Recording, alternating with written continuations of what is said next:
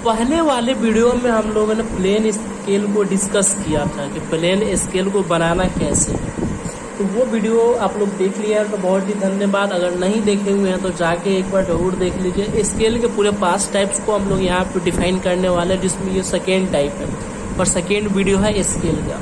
इसमें हम लोग ये जो सेकेंड टाइप है वो डायगोनल स्केल है। इसमें हम डायगोनल स्केल को ड्रॉ करेंगे और उस पर ये डिस्टेंस को हम लोग क्या करेंगे, कवर करेंगे। क्वेश्चन आप पढ़ सकते हैं, construct A diagonal scale of 1.3/2। ये जो हमारा रेशियो दिया हुआ रहता है वो RF दिया हुआ रहता है, नहीं दिया हुआ रहता है उसके लिए भी फार्मूला हम आगे आपको बताएंगे। To read the metre, metre में आपको पढ़ना है उसको, डेसीमीटर में एंड सेंटीमीटर, ये 3 को चीज दिया हुआ है, उसको हम लोग उसमें डिफाइन करना है। And long enough to measure 4 metre, so on it's the scale of a distance of 4.646 metre. यानी आपको जो मेजर जो मैक्सिमम लेंथ है, जो सोर्स है वो 4 मीटर का आपको लेना है, और जो स्केल बनेगा हमारा, जो डायगोनल स्केल बनेगा उस पर हमको क्या करना है, 2.46 मीटर को शो करना है। तो चलिए हम इसका जो प्रोसेस है वो लिख के और आपको समझाते हैं। तो ये क्वेश्चन हम लोगों ने देखा था, उसका सॉल्यूशन हम लोग यहाँ सबसे पहले हम यहाँ पे सॉल्यूशन लिखते हैं, उसके बाद गिवन एंड ड्रॉ में क्वेश्चन में दिया गया था। जैसे यहाँ पे RF दिया हुआ है, जैसे हमने यहाँ पे मेंशन किया कि यहाँ पे हमको RF दिया हुआ 1:32 का। उसके बाद हम लोगों का जो मेजरिंग यूनिट्स बोला गया था यहाँ पे रीड करने के लिए, मीटर्स, डेसीमीटर एंड सेंटीमीटर को रीड करने के लिए। उसके बाद हमारे पास जो मेजर करने के लिए maximum length to be measure दिया हुआ है वो 4 मीटर का दिया हुआ, उसको हम लोग यहाँ पे मेंशन किए। उसके बाद हम इसके मदद से LOS निकाले। LOS का मतलब क्या होता है आप लोगों को पता होना चाहिए। LOS का मतलब होता है लेंथ ऑफ स्केल, ठीक है। ये होता है, इसका फॉर्मूला हमने लिखा RF इंटू मैक्सिमम लेंथ और लेंथ टू बी मेजर्ड हमने लिखा। उसके बाद हमारे पास RF दिया गया था 1/32 दिया गया था। उसके बाद हमारे पास मैक्सिमम लेंथ जो दिया गया था 4 मीटर का दिया गया था। हमको मीटर में हमेशा से जो स्केल आप देखे होंगे वो मीटर में नहीं रहता है। ये जो हमारे पास मिनी ड्राफ्टर है ये भी जो हमारा स्केल है वो मीटर में नहीं है, यूनिट में ही है, सेंटीमीटर में। तो इसको सेंटीमीटर में हमने कन्वर्ट किया। कन्वर्ट करने के बाद हमें आपको यहाँ पे LOS निकल के आया, यानी जो हम लोग डायगोनल स्केल बनाने के लिए जो रेशियो मतलब लेंथ यूज करेंगे वो हमको यहाँ पे निकल के आया, लेंथ ऑफ स्केल निकल के आया। अब देखिए हम आपको पहले बोले थे कि RF का हम बताएंगे कि RF निकलता कैसे है। अगर आपको RF यहाँ पे हमको नहीं दिया गया रहता रिप्रेजेंटेटिव फैक्टर, तो हम इसको निकाल दे कैसे।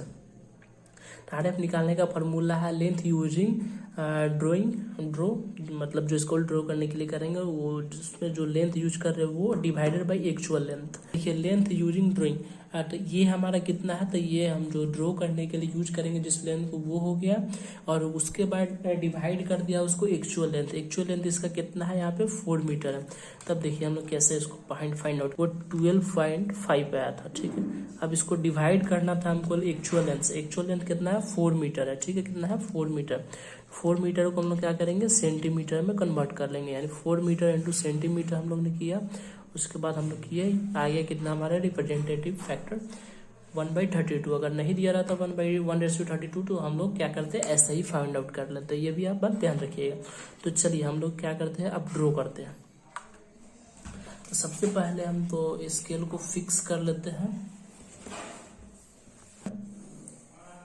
12.5 सेंटीमीटर का लेंथ का एक तो हम लोग ये ले लेंगे, लाइन ले लेंगे। अब उस पर हम लोग क्या करेंगे कि एक वर्टिकल हॉरिजॉन्टल लाइन ले लिया हम।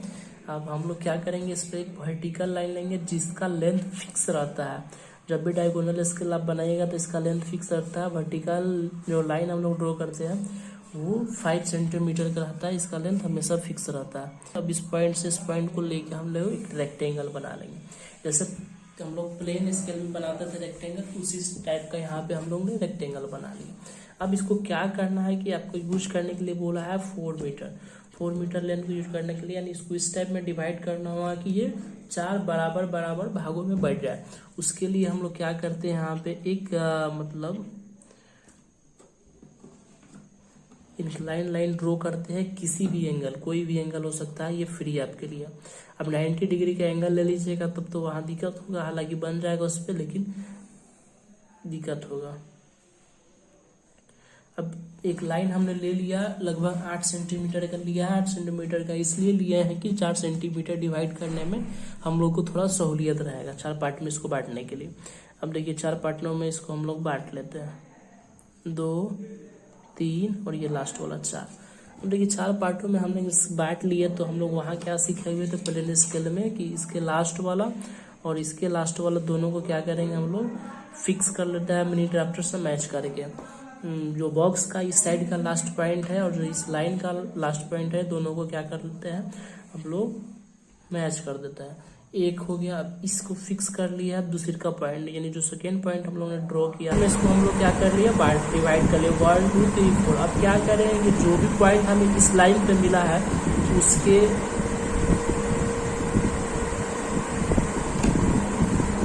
पॉइंट से हम लोग क्या करेंगे वो वर्टिकल लाइन ड्रॉ करेंगे जो कि इसके इक्वल होगा। अब देखिए point first, point second, point third and fourth. अब इसमें होता क्या है कि अब इसको नेमिंग करना पड़ता है। तो नेमिंग करने के लिए हम हमेशा इस पॉइंट से स्टार्ट करते हैं और इस पॉइंट को हम लोग नाम देते हैं 0। उसके बाद ये 1, 2 और 3। अब आप लोग बोलिए कि आप तो इसको 4 पार्ट में डिवाइड किया, यहाँ पे तो 3 हो रहा है, तो 3 कैसे हो रहा है? अब हम लोग एक पॉइंट इधर छोड़ दिए, आगे वाला में लिखना जरूरी नहीं होता है, लेकिन ये 4 पॉइंट माना जाता है कि ये चौथा पॉइंट है। अब देखिए अब हम क्या कर लिए कि एक खंड है जो हम लोग का 5 मीटर का, 5 मीटर के ही हम लोग ने बना लिया। अब हमको क्या करना है कि सेंटीमीटर और डेसीमीटर में चलता है। देखिए अपनी सहूलियत के अनुसार आप क्या कर सकते हैं, एक लाइन ड्रॉ कीजिएगा जिसको 10 इक्वल पार्ट्स में डिवाइड कर दीजिएगा। 1, 2, 3, 4, 5, 6, 7, 8, 9 एंड लास्ट वाला 10। हम इसको 10 इक्वल पार्ट्स में डिवाइड कर दिए। ई वाले जो बॉक्स है इसको डेसीमीटर में चेंज करने के लिए, ठीक है।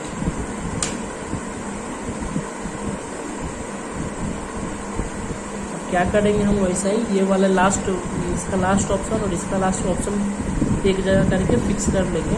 फिक्स करने के बाद सीधे उस पर एक लाइन ड्रॉ कर देंगे। सेकेंड, थर्ड, फोर्थ, फिफ्थ, 6, 7, 8, 9 और ये लास्ट वाला 10। 10 हमने इक्वल पार्ट में इसको डिवाइड कर लिया। ये इंक्लाइन में हम लोग ने इसको डिवाइड किया है, लेकिन अब हम लोग क्या करते हैं इसको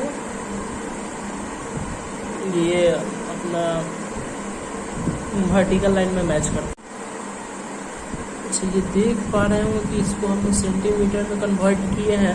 इस वाले लाइन को 10 इक्वल भागों में बांटिए। जो हमारा वर्टिकल लाइन था तो 5 सेंटीमीटर का था, तो 2.5 और ये आधा लेकर हम लोग इसको 10 इक्वल पार्ट में बांटे हैं और इसको क्या किया है पूरा मिला दिए हैं। मिलाने के बाद हम इसको लिमिट कर रहे हैं 10, 9, 8, 7, 6, 5, 4, 3, 2, 1 और ये लास्ट वाला है जो 0 हो जाए। अब देखिए इसमें हमको दर्शाना है कि 2.46 मीटर कितना दिखाना है, इसमें 2.46 मीटर दिखाना है। जो है ये वाला लाइन में काइंड करेंगे ऐसे वर्टिकली, ये है 4 का लाइन और 6 का लाइन ये है, तो यहाँ दोनों का मिलान बिंदु आप ग्राफ बनाएंगे तो ये हो गया। अब यहाँ से हम लोग क्या करेंगे 2 तक, ये 2 है, इस वाले लाइन को क्या करेंगे पूरा डार्क कर देंगे। डार्क करेंगे तभी पता चलेगा कि हम लोग इसमें लाइन ड्रॉ किए हैं। यहाँ से यहाँ तक क्या कर दिए डार्क कर दिए पूरा। और डार्क करने के बाद इस पर जो हमारा लेंथ होगा, जितना ज़्यादा डार्क रहेगा उतना क्लियरेंस रहेगा। कम से कम पता चलना चाहिए कि आप इसे डार्क किए हैं, ठीक है। अब ये हो जाएगा 2.46 मीटर का। ये हमने क्या किया स्केल ड्रॉ कर दिया। अब इस पर क्या होगा 2-3 नाम लिखना पड़ेगा, जिसका लेंथ जो होता है वो 3 mm का होता है। तो ये वाला जो हम लोग बनाए हैं सेंटीमीटर का, ठीक है। इस पर हम लोग लिखना होगा सेंटीमीटर। ये सेंटीमीटर का हम लोगों ने बना लिया। और ये वाला जो था हमारा वो क्या चीज़ का था डेसीमीटर का। तो यहाँ पे हम लोग ने क्या किया, जो हमारा लास्ट जो वर्क था वो हम लोग कर लिया। इसको सेंटीमीटर में डिवाइड कर दिए, इसको डेसीमीटर में डिवाइड कर दिए और और इसको क्या किया हम लोग मीटर में डिवाइड कर दिए। अब यहाँ पे आप देख सकते हैं कि सब किसी का नाम लिखना पड़ता है कि कौन क्या है। यहाँ पे सेंटीमीटर लिखने के लिए आपको क्या करना होगा, 3 mm गैप का 2 लाइन खींचना होगा पैरेलल, और उसमें आपको नाम लिखना पड़ेगा। यहाँ पे डेसीमीटर के लिए लिखना पड़ेगा, यहाँ पे मीटर के लिए लिखना पड़ेगा, और जो आपने RF रिप्रेजेंटेटिव फैक्टर यूज किया है उसको भी यहाँ पे मेंशन करना पड़ेगा। और अगर आप जितना अच्छा फिगर बनाएंगे आपको उतना ज़्यादा ग्राफिक्स में मार्क्स मिलने का चांसेस रहेगा, क्योंकि ग्राफिक्स ही एक ऐसा सब्जेक्ट है जहाँ पे 100 आउट ऑफ 100 आप स्कोर कर सकते हैं अच्छा फिगर बनाने के बाद। वीडियो बस यहीं तक रहती है। आप लोगों को अच्छा लगा होगा वीडियो। अगर आप लोग यहाँ तक देखे हैं इसको तो आप प्लीज़ मेरे फेसबुक पेज पर है देख रहे हैं तो फेसबुक पेज को लाइक करके फॉलो कर दीजिए, वीडियो भी लाइक कर दीजिए। और अगर आप मेरे यूट्यूब पर देख रहे हैं तो चैनल को सब्सक्राइब जरूर कर दें।